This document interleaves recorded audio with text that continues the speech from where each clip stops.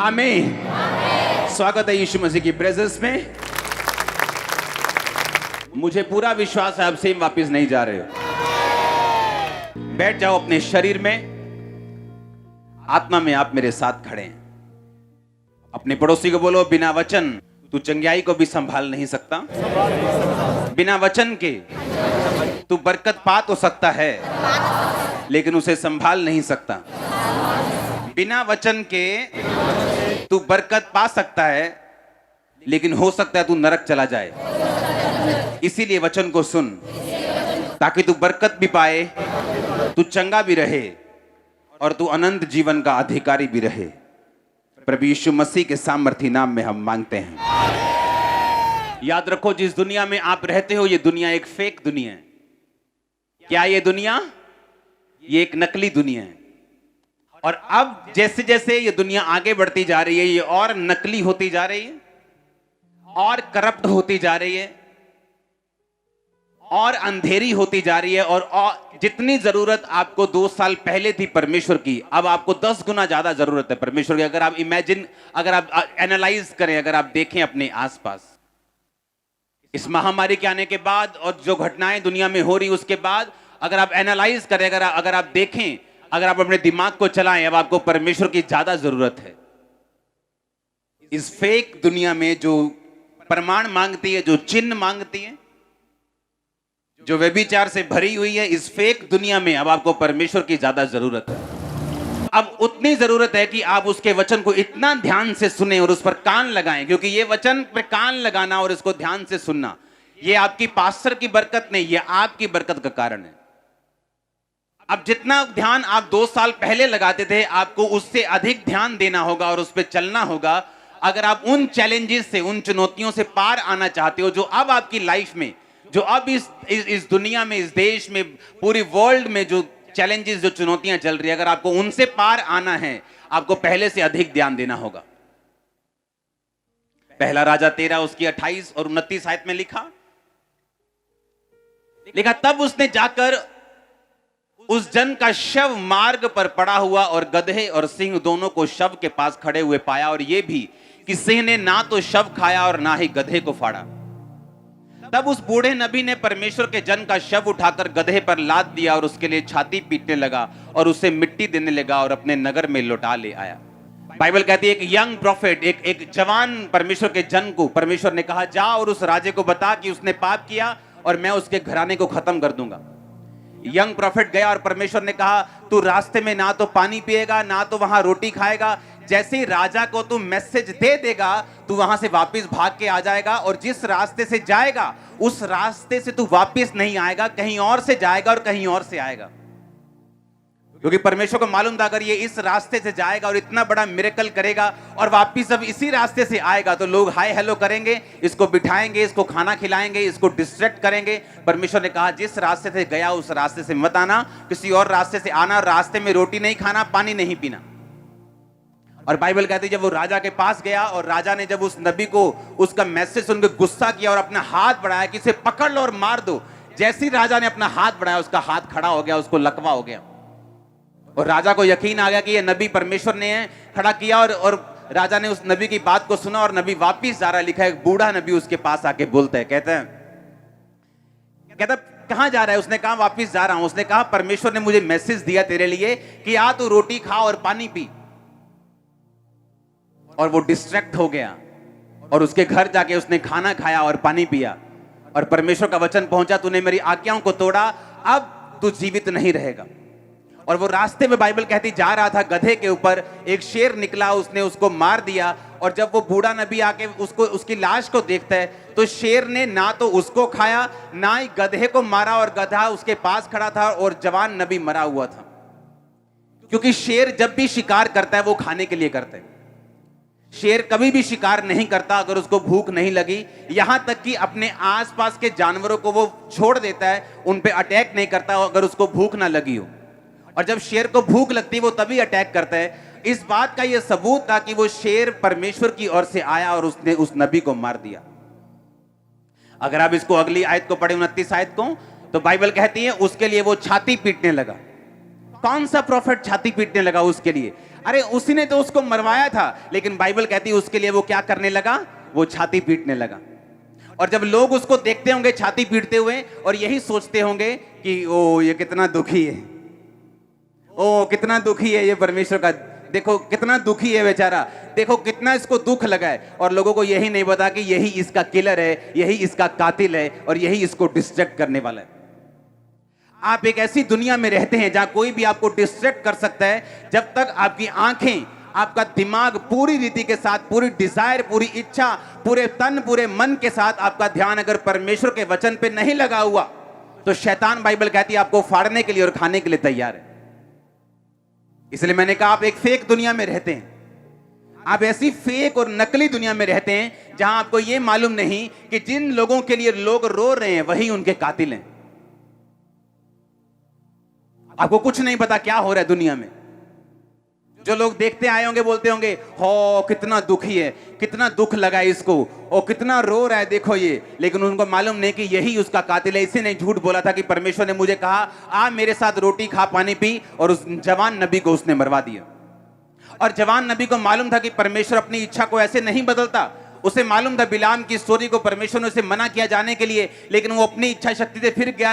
अपने ढीठ पुणे के कारण बार बार परमेश्वर को पूछता गया, प्रभु मैं जाऊं, जबकि उसे मालूम था प्रभु एक बार मना कर चुके हैं। उसे मालूम था ये परमेश्वर की मर्जी नहीं है कि मैं रोटी और पानी खाऊं, लेकिन पेट, लेकिन भूख, लेकिन शरीर की इच्छाएं, लेकिन वो अभिलाषाएं, वो शरीर की, वो आंखों की, वो जीविका की, वो पैसों की, उसको डिस्ट्रैक्ट कर दिया और वो मारा गया।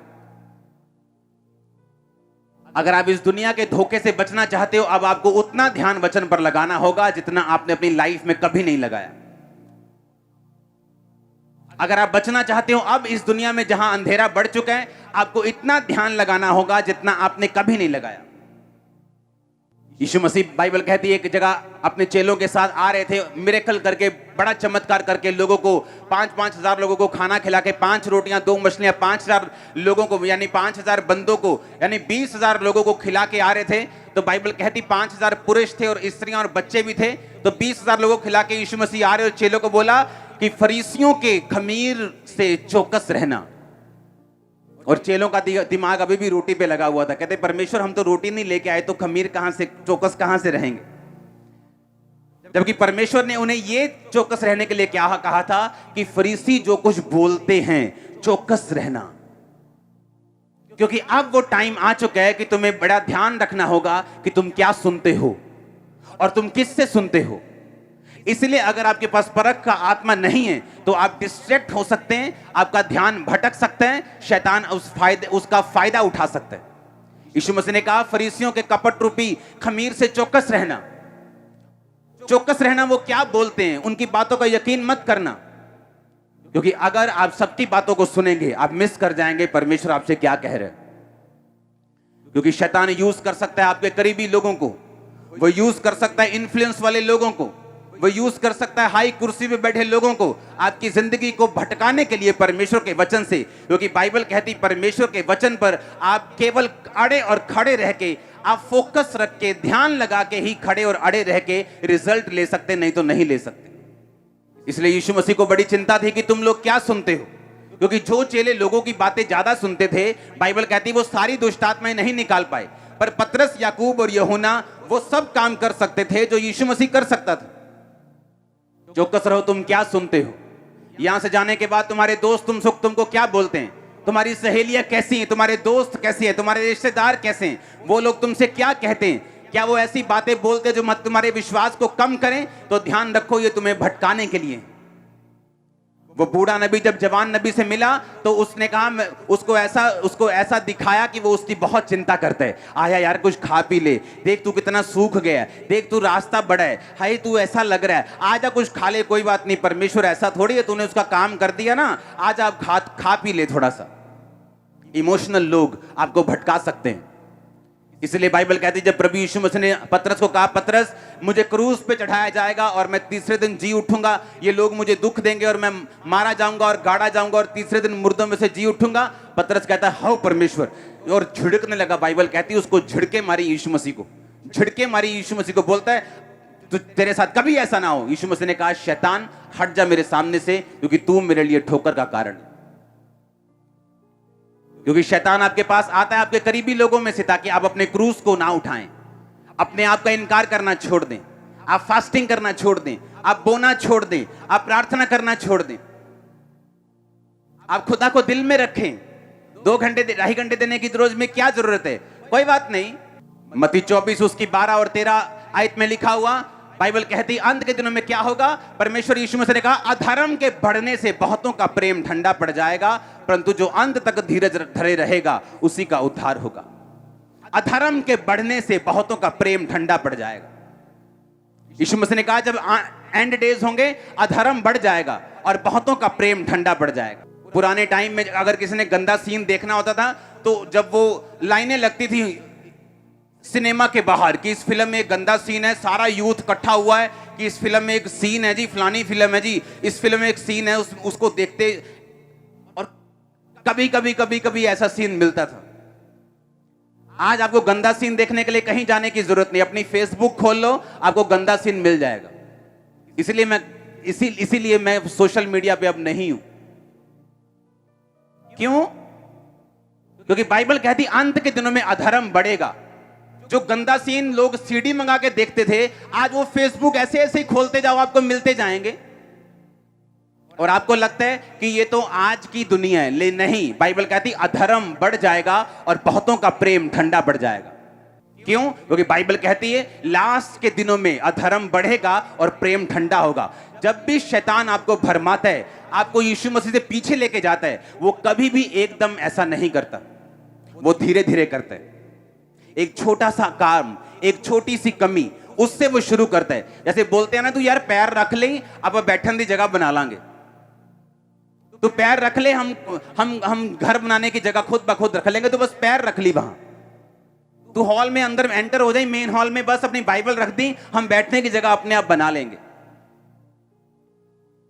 ऑनलाइन चर्च उन लोगों के लिए है जो बाहर बैठे हैं, जो बॉम्बे में बैठा है, हर संडे नहीं आ पा रहा, जिसकी वाइफ आना चाहती है और हस्बैंड बहुत तगड़ा शराबी है, मारता है, कूटता है, जो उसको आने नहीं दे रहा, वो अविश्वासी। उन लोगों के लिए ऑनलाइन चर्च है।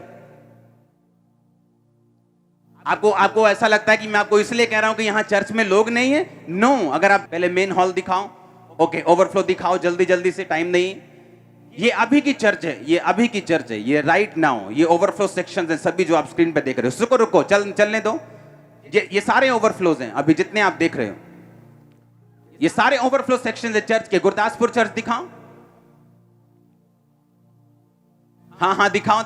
सुनो मेरी बात, मैं इसलिए नहीं कह रहा हूं कि मैं आपको चर्च में लाना चाहता हूं। यहां चर्च ऑलरेडी फुल है। जितने चर्च के सेक्शन हैं आज, जितनी चर्च की ग्राउंड्स हैं, सारी भर चुकी। चर्च के पास जगह नहीं है बिठाने की। लेकिन सुनो मेरी बात, मैं क्यों आपसे कह रहा हूं। बाइबल कहती अंत के दिनों में अधर्म बढ़ जाएगा और बहुतों का प्रेम ठंडा पड़ जाएगा। और ठंडा ऐसे नहीं कि वो यीशु मसीह का इनकार कर देंगे, मतलब घर में बैठे हैं, हाँ अले आई यार दाल ले आई यार, भुख लगी यार, और कोई नहीं हले वचन आने वाला, चाह तू हले वर्शिप चलती कोई नहीं। अब दालें चल रही हैं, परोंठियां चल रही हैं घर पे। अब वचन के टाइम पे ज्यादा ध्यान दिया जा रहा है, वर्शिप के टाइम पे नाश्ता चल रहा है, बीवी कुकर की सीटियां मार रही है, बेटा नहा रहा है और छोटी बेटी पॉटी कर रही है, ये घरों में चल रहा है। और शर्म आनी चाहिए। ऑनलाइन चर्च उन लोगों के लिए है जिनको पास रियल रीजन है, जो खुदा को कह सकते हैं, परमेश्वर देख मैं दूर रहता हूं, मैं 5000 किलोमीटर दूर रहता हूं, मैं नहीं जा पाऊंगा, लेकिन मैं तेरे वचन से दूर नहीं रहना चाहता।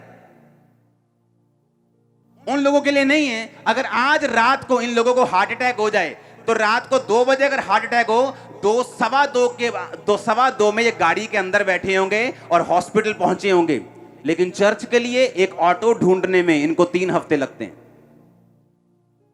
कि ऑटो वाला नहीं मिला। इसलिए परमेश्वर ने कहा अंत के दिनों में, लिखो, अधर्म के बढ़ने से बहुतों का प्रेम ठंडा पड़ जाएगा।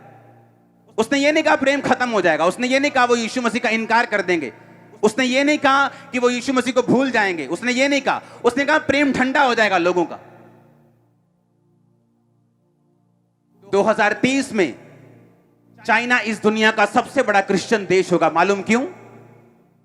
आपको लगता है अमेरिका होगा, किसी को लगता है ये देश होगा। चाइना इस दुनिया का सबसे बड़ा क्रिश्चियन देश होगा। आज अगर संडे है तो मॉर्निंग 4 बजे 3 बजे लोग वो उठते हैं गुफाओं में, जहां 3-3 हजार 4-4 हजार लोग गुफाओं में मीटिंग्स करते हैं गुफाओं में, और 5, 6, 7 बजे सुबह तड़के से पहले कि गवर्नमेंट जागने से पहले ही वहां से फाड़ी हो जाता है, खत्म हो जाती है मीटिंग। इतना प्यार करते हैं वो परमेश्वर को। क्यों? क्योंकि गवर्नमेंट उनको मीटिंग नहीं करने देती। वो सुबह उठते हैं और वहां अगर आप जाके देखो, जिन लोगों को लगता है कि चाइना में सबसे अधिक अविश्वासी हैं, चाइना में सबसे अधिक नास्तिक लोग हैं, ये सब कुछ झूठ है, ये सारा कुछ मिथ है, ये सच्चाई नहीं। चाइना में जितनी कंपनियां, जितने सीईओ, जितने अमीर लोग, जितने गरीब लोग, हर एक बंदा जितने स्पीड से यीशु मसीह में आ रहे हैं, मैंने कहा 2030 में चाइना इस दुनिया का सबसे बड़ा क्रिश्चियन देश होगा। चाइना सबसे बड़ा देश होगा क्रिश्चियन दुनिया का। सुबह सुबह उठते हैं। आज मेरे को मैसेज आ रहा था कि हमारा हॉल जो है वो सुबह ही भर चुका है। मीटिंग शुरू होने से घंटों पहले मेन हॉल भर चुका है, ओवरफ्लो भरने शुरू हो चुके। ये निशानी है आप लोगों की जो आप यहां पे मौजूद हो कि परमेश्वर आपकी लाइफ को छुएगा और काम करेगा आपकी जिंदगियों में। वो आपको भूलेगा नहीं। आप मेरी एग्जाम्पल देख लो, मेरी मेहनत देख लो। और लोग मुझे मूर्ख बोलते थे, यहां तक कि मेरे साथ काम करने वाले दूसरे क्रिश्चियन यूथ मुझे मूर्ख बोलता था कि इसको पैसे की कदर नहीं है, पैसे उड़ाता है यीशु मसीह के लिए, इसको अपनी लाइफ की कदर नहीं है, देखो कैसे रोजे रख रख के शक्ल बिगाड़ ली। लेकिन बाइबल कहती है, मेरे प्रिय भाइयों, हियाव बांधो, दृढ़ रहो, क्योंकि तुम जानते हो मसीह में की गई मेहनत तुम्हारी कभी व्यर्थ नहीं जाती।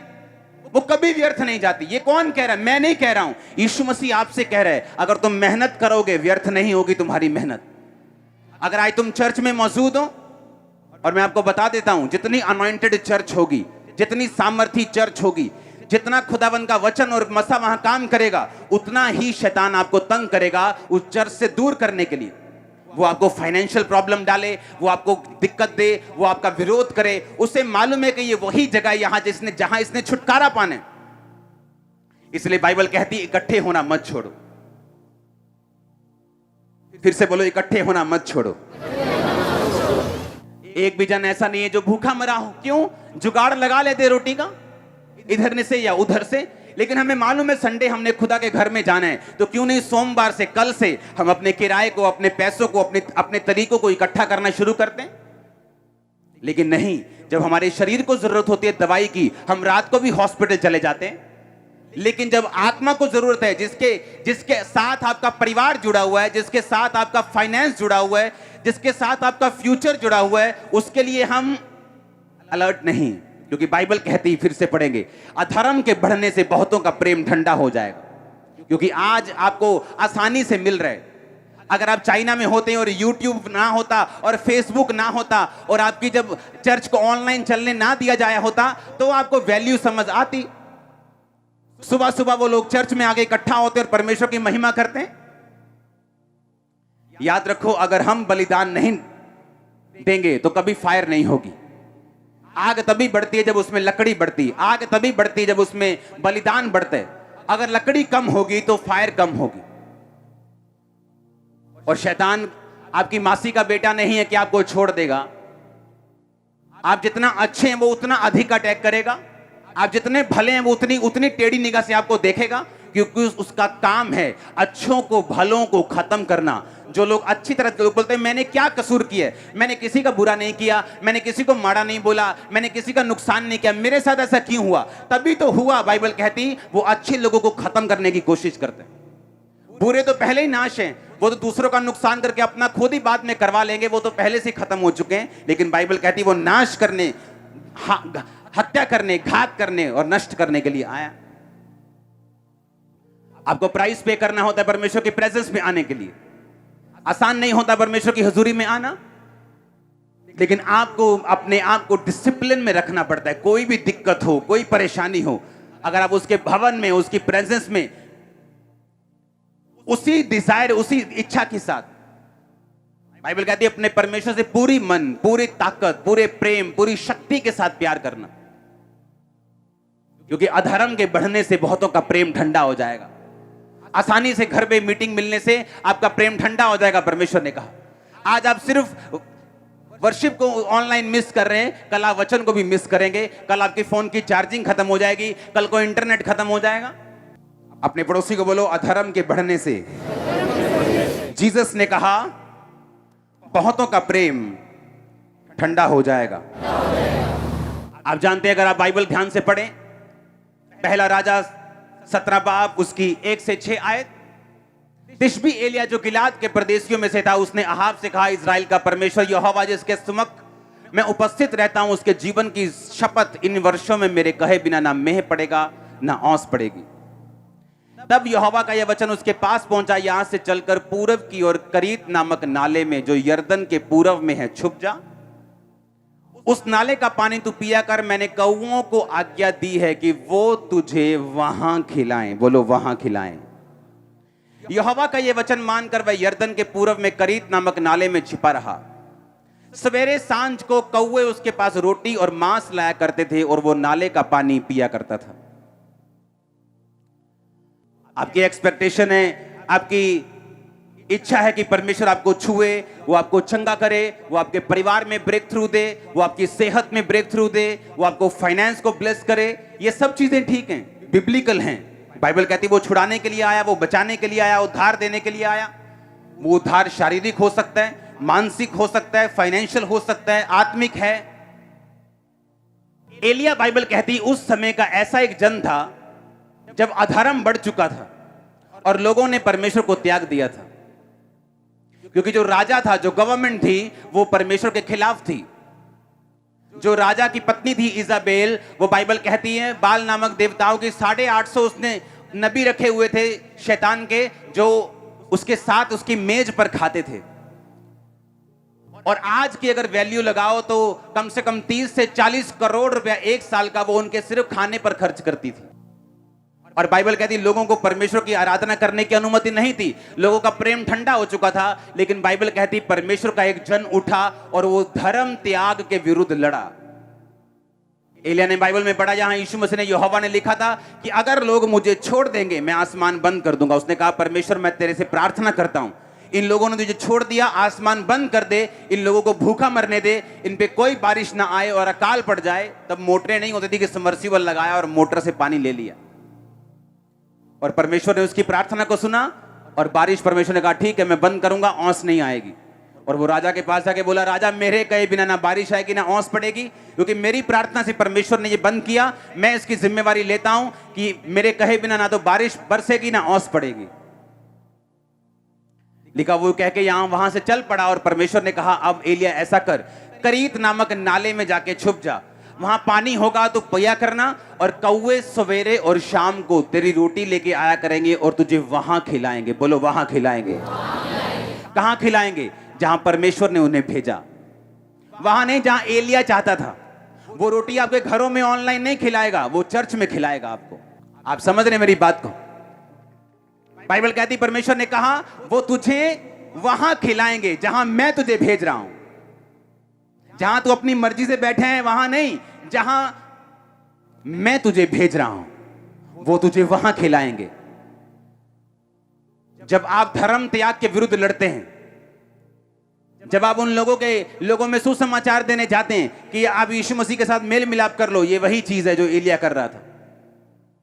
तो बाइबल कहती है जैसे ही आप परमेश्वर के लिए खड़े होते हैं, जैसे ही आप परमेश्वर वाली जगह पे निकलते हैं जाने के लिए, बाइबल कहती है परमेश्वर उन चीजों से आपकी सप्लाई को पूरा करता है जिन चीजों से आपने कभी उम्मीद नहीं की होती। एलिया को 3 बार खाना मिला है स्वर्गीय इंतजाम से। पहली बार उसे कौओं ने खिलाया, दूसरी बार एक विधवा ने उसे खिलाया जब उसका आटा, उसका मैदा और तेल खत्म हो चुके थे, और एलिया की प्रार्थना से वो आटा और मैदा बढ़ते रहे और उस छोटे से जार में कभी खत्म नहीं हुए जब तक अकाल खत्म नहीं हुआ। तीसरा, स्वर्गदूत ने उसे रोटी और पानी दिया और उसने खाया। अगर आप कौओं की बात सुने तो कौए ऐसा जीव हैं जो इंसानों से डरते हैं, इंसानों के पास नहीं जाते, और ऐसा जीव है जो इंसानों से चुराते हैं, ढाबों से चुराते हैं, आपके घरों से चुराते हैं। आपके घर में कहीं कभी कौवा 10 किलो की थैली रख के गया आटे की? कभी चिकन तंदूरी रख के गया हो आधा? हाँ, मटर पनीर रख के गया हो? ऐसा हुआ है कभी?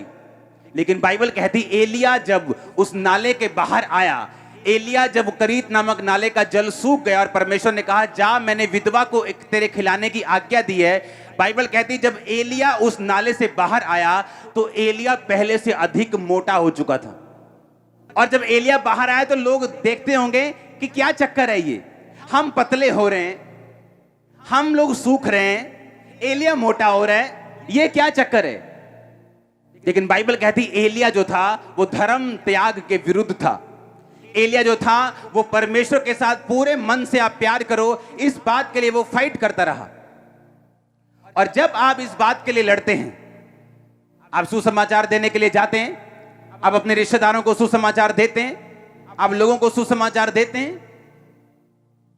ऑनलाइन मीटिंग उन लोगों के लिए है, अगर आपका एक मित्र, अगर आपका एक रिश्तेदार यकीन नहीं करता, आप उसको लिंक भेज सकते हो कि भाई ये मीटिंग देख। कि वो आ नहीं सकता, वो आने में आना का नहीं कर रहा है, लेकिन अपने मोबाइल पर देख तो सकता है ना। और बाइबल कहती एलिया धर्म त्याग के विरुद्ध लड़ा। और बाइबल कहती जैसे ही वो परमेश्वर के लिए खड़ा हुआ, परमेश्वर ने कहा अगर तू मेरे लिए खड़ा है तो मैं तेरे लिए खड़ा हूं। अगर तू मेरे लिए खड़ा है तो मैं तेरी जरूरतों को वहां से पूरा कराऊंगा जहां तू सोच भी नहीं सकता। आज इस मीटिंग के बाद जब आप घर वापस जाएंगे, मेरे स्वर्ग का परमेश्वर, वो एलिया का और मेरा परमेश्वर आपको खिलाने वाला है स्वर्ग से, यीशु मसीह के नाम में। वो आपके बिजनेस के लिए, आपके फाइनेंस के लिए, आपके बच्चों की फीस के लिए स्वर्ग से इंतजाम करेगा। मैं आपको सच कह रहा हूं। कितने मेरी बात पे यकीन कर रहे हैं? मैं आपको एक ही क्वेश्चन कर रहा हूं, क्या आप परमेश्वर के लिए खड़े हैं या नहीं? क्या आप लोगों की भीड़ में शामिल हैं, जो भीड़ में शामिल हो गए कि नहीं हम राजा के खिलाफ नहीं जा सकते, नहीं हमें वो मार देंगे, नहीं ऐसा हो जाएगा। पर बाइबल कहती एलिया परमेश्वर के लिए खड़ा रहा, और जब वो परमेश्वर के लिए खड़ा रहा, परमेश्वर ने उसकी जरूरतों को पूरा किया। कौवे उसे खिलाते रहे सवेरे और शाम, सवेरे और शाम, भूलते नहीं थे, टाइम पर आते थे, सवेरे शाम सवेरे शाम। और ये नहीं सिर्फ खिचड़ी लेके आते थे, लिखा मांस और रोटी लेके आते थे, सूखा हुआ खाना नहीं लेके आते थे, फ्रेश फूड सुबह शाम लेके आते थे, सुबह शाम सुबह शाम सुबह शाम। वो क्यों आपको बरकत दे, क्यों आपका फाइनेंस बढ़ाए, क्यों आपका बिजनेस बढ़ाए। क्या किया आपने परमेश्वर के लिए? जिस दिन आपका फाइनेंस, आपकी नौकरी, आपका पैसा, जिस दिन परमेश्वर के कामों में जाना शुरू होगा, जिस दिन टाइथ और ऑफरिंग देनी शुरू करोगे, उसी दिन परमेश्वर आपका इंतजाम भी करना शुरू कर देगा, क्योंकि आप उसके काम के लिए खड़े हैं, आपका फाइनेंस उसके काम के लिए खड़ा है। बाइबल कहती पोतीफर की पत्नी सिर्फ ऐसी थी जो यूसुफ के अधीन नहीं थी, और उसी पर शैतान ने अटैक किया। आपकी जो चीज परमेश्वर के अधीन नहीं, उसी पे शैतान अटैक करता है। आपकी प्रार्थना तो पूरी है, रोजे तो पूरे हैं, लेकिन हम ऑफरिंग में कमजोर हैं, हम देने में कमजोर हैं, और वहीं पे शैतान अटैक कर रहा है कि हम सामर्थी तो हैं लेकिन गरीब भी हैं। ऊंची आवाज में हालेलुया बोलो। और अगर आप ध्यान से बाइबल पढ़ें तो बाइबल कहती है जब एलिया मोटा होकर वहां से निकला और जब विधवा के पास गया, उसके बाद एक मुट्ठी, उसके बाद आटा, एक कुप्पी, तो बाइबल कहती तेल था। और बाइबल कहती इन दोनों के साथ जब वो बोलता है उस विधवा को कि ये मुझे खिला, परमेश्वर ने कहा कितना मुश्किल है ये बोलना। और बाइबल कहती है उस विधवा ने उसकी बात को सुना और उसे खिलाया, और उसने कहा तेरा ना तो अब आटा मैदा खत्म होगा, ना तेरा तेल खत्म होगा। सुनो मेरी बात, एलिया की जरूरत को परमेश्वर ने पूरा किया क्योंकि वो परमेश्वर के लिए खड़ा रहा। उस विधवा और उसके बेटे को परमेश्वर ने मरने नहीं दिया क्योंकि वो एलिया के साथ खड़ी रही। आज उस वही कलीसिया कामयाब है कि जिसका पास्टर खुदा के साथ खड़ा है, बावजूद दिक्कतों के, बावजूद मुश्किलों के वो खड़ा रहा, और उसकी कलीसिया उस पास्टर के साथ खड़ी है। तभी आप कामयाब हो सकते हैं। मैंने लोगों को देखा है चर्चों में जाते हैं जिनका अपने पास्टर के साथ कोई प्यार नहीं, उनका कलीसिया के पास्टर के साथ कोई लगाव नहीं, उनको वो सरमन देने वाला पादरी लगता है सिर्फ। जबकि बाइबल कहती है अगर आपने कामयाब होना है तो अपने पास्टर के साथ, अपने फादर के साथ, अपने अगुए के साथ आप खड़े रहेंगे, जिस तरह आप अपने बाप, अपने भाई के साथ खड़े रहे। और वो अगुआ अगर कामयाब होना चाहता है, वो लोगों की ओर नहीं देखेगा, वो परमेश्वर की ओर देखेगा और उसके साथ खड़ा रहेगा। अगर वो परमेश्वर के साथ खड़ा रहेगा तो परमेश्वर उसका इंतजाम करेगा। आज जो चर्च में चल रहे, जिन चीजों का आप आनंद ले रहे हो और जिन चीजों का आप आनंद थोड़े दिनों में लेने वाले हो, ये पैसों से पॉसिबल नहीं। यहां कोई ऐसा सपोर्टर नहीं जो फौरन से 100 करोड़ भेज रहे हैं। ये परमेश्वर की ग्रेस से पॉसिबल हो रहा है। अगर आप इस चर्च का फाइनेंस देखेंगे आप हैरान हो जाएंगे कि इतने बड़े प्रोजेक्ट कैसे चल रहे हैं। ये प्योर ग्रेस है परमेश्वर की। ये कौवे ही हैं जो परमेश्वर का काम कर रहे हैं। और अगर आप इस चर्च में देखो, लोग बरकत पा रहे हैं, लोग आशीषों को ले रहे हैं। क्यों? क्योंकि वो चर्च के साथ खड़े हैं। उन्हें मालूम है चर्च में परमेश्वर का काम हो रहा है। क्योंकि जो पादरी, जो विश्वासी, जो प्रोफेट, जो प्रेरित, जो पास्टर, जो टीचर परमेश्वर के साथ खड़ा है, उसकी जरूरतें परमेश्वर पूरी कर रहे हैं। और जो कलीसिया अपने पास्टर के साथ खड़ी, उस कलीसिया की जरूरतों को परमेश्वर पूरा कर रहे हैं। बाइबल कहती बहुत सी विधवाएं थी, लेकिन एलिया किसी के पास नहीं भेजा गया, सिर्फ सारपत की विधवा के पास। बहुत से क्रिश्चियन यहूदी थे जो मर गए, वो भी तो परमेश्वर के जन थे।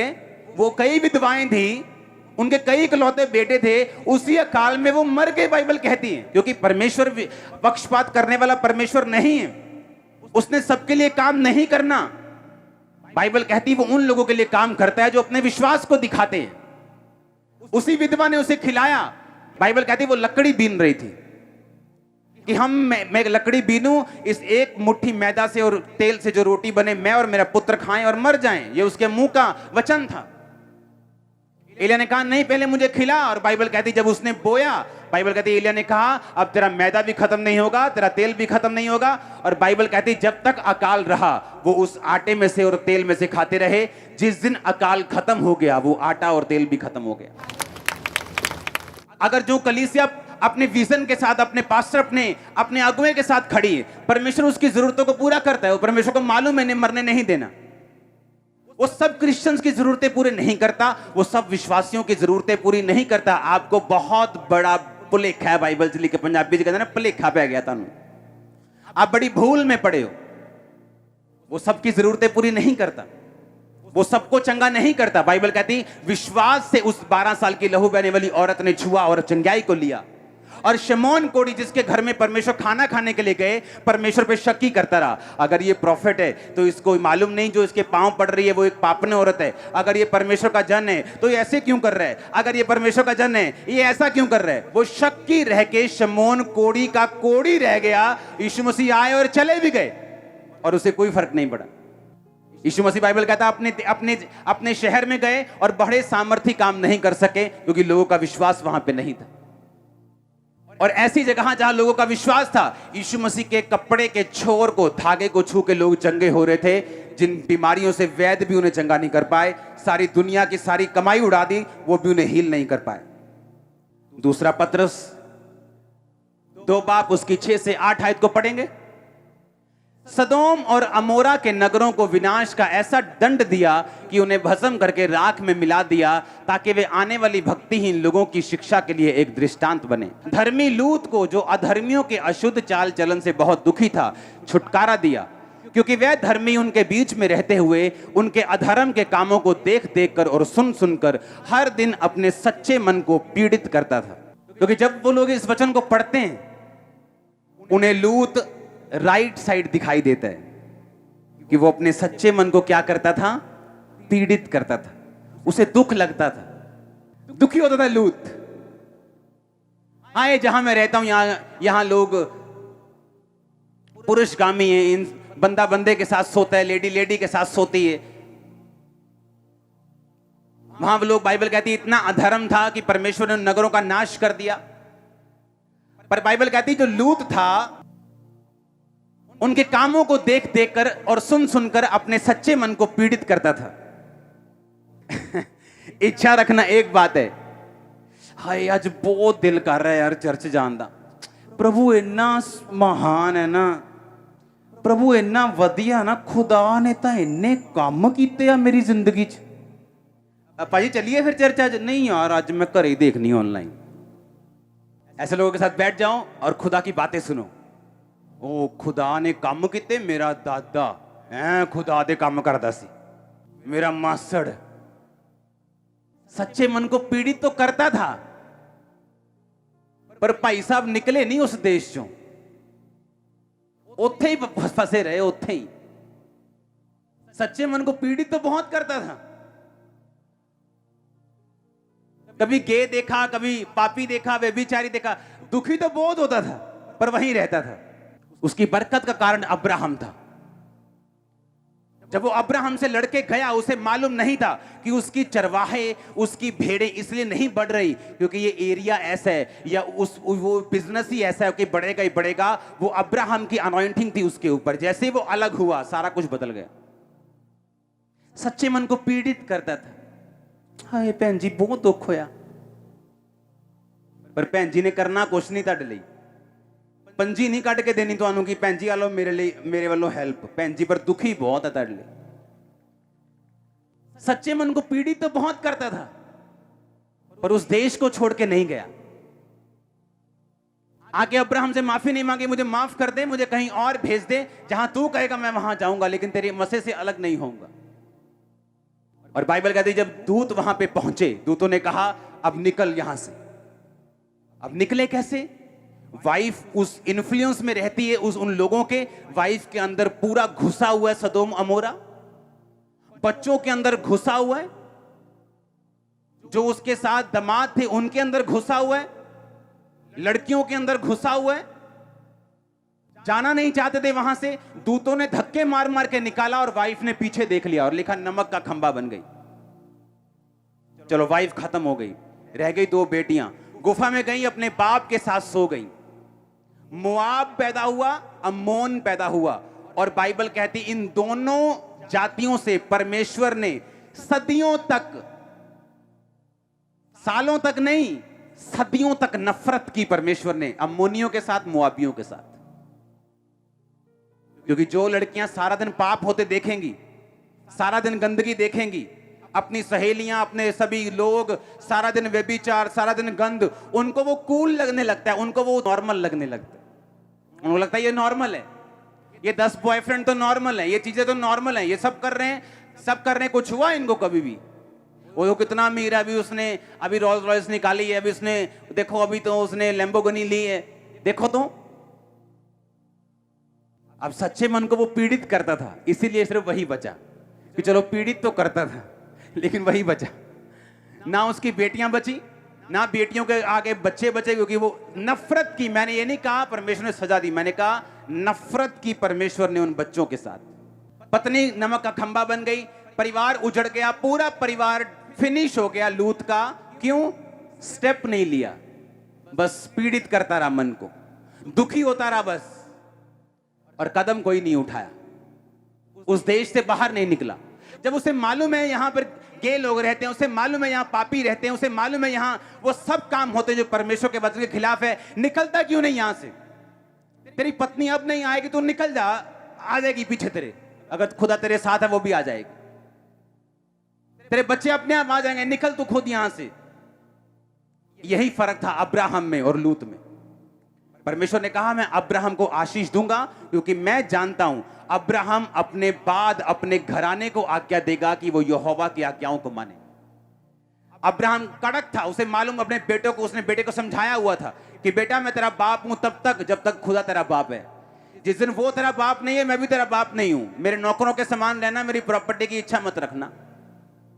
सख्ती, स्टेप लेना। और इसलिए हम कहते हैं अब्राहम, इसहाक, याकूब के परमेश्वर, लूत का परमेश्वर नहीं, किसका परमेश्वर? अब्राहम, इसहाक और ऊंची आवाज में याकूब का परमेश्वर। हालेलुया, जोर से बोलो हालेलुया। सच्चे मन को क्या करता था वो? पीड़ित करता था। पर भाई साहब निकले नहीं वहां से, बस पीड़ित ही करते रहे मन को।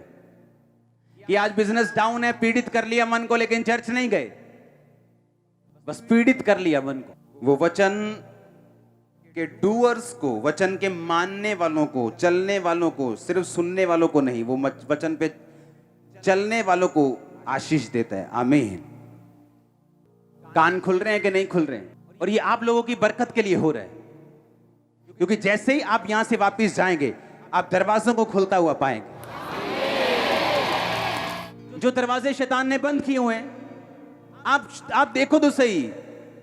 अगर आप परमेश्वर के लिए खड़े हैं या उसके दास के लिए खड़े हैं, उस विजन के लिए खड़े हैं जो परमेश्वर ने दिया हुआ है, ऐसा हो नहीं सकता कि हेवन आपकी सप्लाई को पूरा ना करे।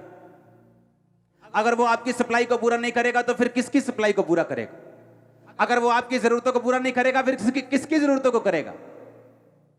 मत्ती 24:12-13, अधर्म के बढ़ने से बहुतों का प्रेम ठंडा पड़ जाएगा। हालेलुया। मेक श्योर इस लाइफ में जहां सब कुछ फेक है आपके आसपास, आपका ध्यान परमेश्वर के वचन पे खड़ा रहे। आप बाइबल को पढ़ते रहें, आप उन लोगों पे ध्यान देते रहें जो वचन पे खड़े रहने के कारण आशीषित हुए, और उन लोगों पर भी ध्यान देते रहें जो वचन से हटने के कारण शैतान का शिकार हुए। फिर आप परमेश्वर को दोष नहीं दे सकते, क्योंकि जो बच्चा अपने पिता के अधीन है, पिता उसी की रक्षा कर सकता है। अगर वो पिता को छोड़ के चला जाए, वो अपने बच्चे की रक्षा नहीं कर सकता। अगर आप वचन के नीचे हैं, आप अपने बाप के नीचे हैं। अगर आप वचन के नीचे हैं तो परमेश्वर आपकी सुरक्षा भी करेगा, आपके इंतजाम भी करेगा, आपके बच्चों को संभालेगा भी, उन्हें बड़ा भी करेगा, उन्हें अपने जैसा बनाएगा भी। उसे जानता आप कौन सा बिजनेस करते हैं, वो जानता आपको जॉब में कब बढ़ाना है, वो जानते हैं कौन सा स्टेप आपको कब लेने के लिए प्रेरित करना है, वो सब जानते हैं इन चीजों को। हालेलुया। मेक श्योर अपनी लाइफ को आप दोबारा से फिर से जांचें। हर कुछ दिन बाद अपनी लाइफ को जांचें। मैं जांचता हूं अपनी लाइफ को, हर कुछ दिन बाद, हर कुछ महीने बाद अपनी लाइफ को रीडेडिकेट करता हूं परमेश्वर के लिए, और अधिक डेडिकेशन के साथ, और अधिक डिजायर के साथ। उसने कहा तो अपने परमेश्वर से पूरे मन, पूरी शक्ति, पूरे प्राण, सब कुछ जो तेरे दिल में है, जो तेरे मन में है, जो तेरे शरीर में है, तेरी बुद्धि में है, कहता तू सबसे, परमेश्वर से सबसे अधिक प्यार कर। परमेश्वर की सेवा करने की इच्छा, उसकी प्रेजेंस में रहने की इच्छा, उसका काम करने की इच्छा, सुसमाचार देने की इच्छा आपकी जिंदगी में कभी मध्यम नहीं होनी चाहिए। इस आग को जितना बढ़ा के रखोगे, सप्लाई उतनी हेवन से पूरी आने वाली, यीशु मसीह के नाम में पूरी सप्लाई आने वाली। मैं आपको बता रहा हूं, हर वो बैरियर, हर वो रुकावट, हर वो डैम गेट, स्लूस गेट जो डैम के आगे लगा होता है, मैं यीशु मसीह के नाम में आपकी लाइफ पर उसे खुलता हुआ देख रहा हूं। आपके फाइनेंस पे उसे खुलता हुआ देख रहा हूं। आमीन। ऊंचाई आशीष आपके चर्च में निकाह। मैं उस हीलिंग की नदियों को आपकी लाइफ पे बहता हुआ देख रहा हूं यीशु मसीह के सामर्थ्य नाम में। अपने पड़ोसी को बोलो, खुदा से प्यार कर। बाइबल कहती है जिससे वो प्यार करता है, और जो खुदा से प्यार करता है, खुदा उसे छुड़ाता है। भजन संहिता 91 में लिखा, तूने जो मुझसे प्यार किया इसलिए मैं तुम्हें छुड़ाऊंगा। कितने लोग ऐसे जो अपने घर में रोज प्रार्थना करते हैं? हाथ खड़ा करो।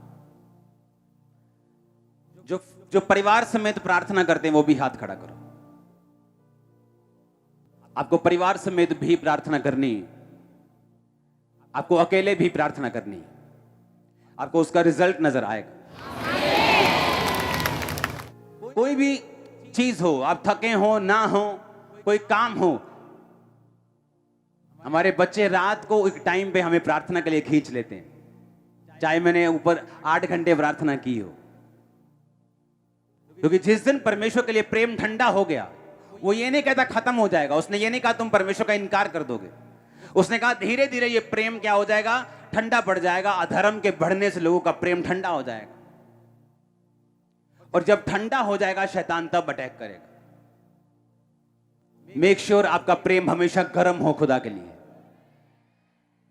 आप हमेशा उसकी सेवा के लिए खड़े रहें, उसके कामों के लिए खड़े रहें, उत्साहित रहें परमेश्वर के लिए। उसने ये नहीं कहा कि डर खुदा का मेरा बल है। उसने कहा परमेश्वर का आनंद मेरा बल है। उसकी सेवा करने का आनंद लो, प्रार्थना करने का आनंद लो। आप नहीं जानते वो प्रार्थना, वो फास्टिंग आपको कितनी मुसीबतों से बचाती है जो आपकी तरफ आने वाली थी। आप नहीं जानते, जब आप परमेश्वर की सेवा के लिए, उसके काम के लिए लग जाते हैं, चाहे वो अपने चर्च के लिए काम करें, अपने अगुए के लिए काम करें, खुदा के लिए काम करें, आप नहीं जानते परमेश्वर कितना आपको बचा के रखता है। क्योंकि वो जानता है अगर ये मुसीबतों में ऐसी फंसा रहेगा तो मेरा काम कैसे होगा। और वो आपके रास्तों को साफ करता है, आपको ग्रेस देता है, आपको अनुग्रह देता है कि आप बचे रहें और परमेश्वर के कामों में बढ़ते रहें। अपनी लाइफ के आसपास की चीजों को, अपनी लाइफ के आसपास के बंदों को, अपनी लाइफ के आसपास जो भी हो रहा है, उनको आत्मिक रीति से देखो। कहां पे परमेश्वर काम कर रहा है, कहां शैतान आपकी आग को ठंडा करने की कोशिश कर रहा है, कहां पे वो आपकी आग को बुझाने की कोशिश कर रहा है, कहां पे वो आपकी लाइफ में काम करने की कोशिश कर रहा है। उसे ढूंढो, उसे खत्म करो।